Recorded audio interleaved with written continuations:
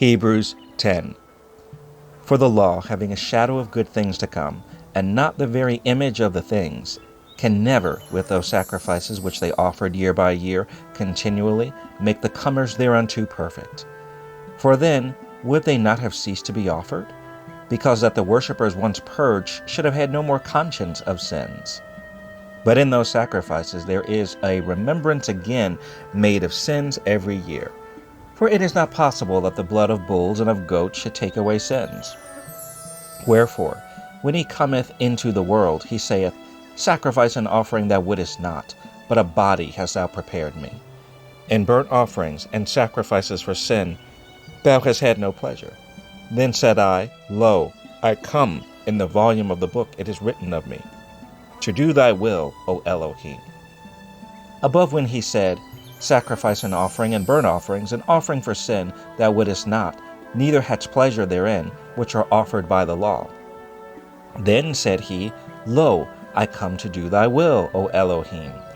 He taketh away the first, that he may establish the second, by the which will we are sacrificed through the offering of the body of Yahusha HaMashiach once for all. And every priest standeth daily ministering, and offering oftentimes the same sacrifices, which can never take away sins.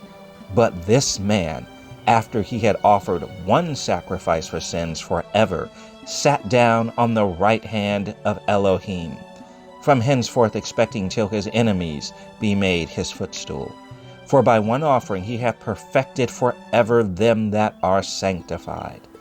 Whereof the Ruach HaKodesh also is a witness to us, for after that he had said before, This is the covenant that I will make with them after those days, saith Yahuwah, I will put my laws into their hearts, and in their minds will I write them. In their sins and iniquities will I remember no more. Now, where remission of these is, there is no more offering for sin. Having therefore, brethren, boldness to enter into the holiest by the blood of Yahusha, by a new and living way, which he hath consecrated for us, through the veil, that is to say, his flesh.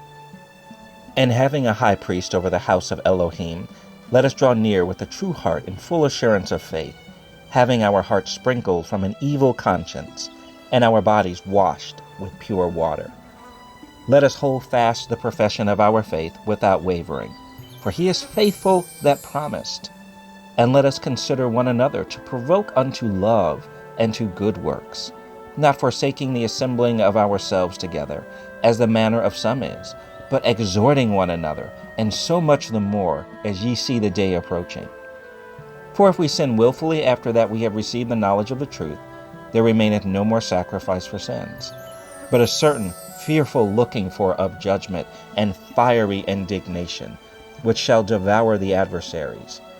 He that despised Moses' law died without mercy under 2 or 3 witnesses. Of how much sorer punishment, suppose ye, shall he be thought worthy, who hath trodden under foot the Son of Elohim, and hath counted the blood of the covenant, wherewith he was sanctified, an unholy thing, and hath done despite unto the Ruach of grace. For we know him that hath said, Vengeance belongeth unto me, I will recompense, saith Yahuwah. And again, Yahuwah shall judge his people.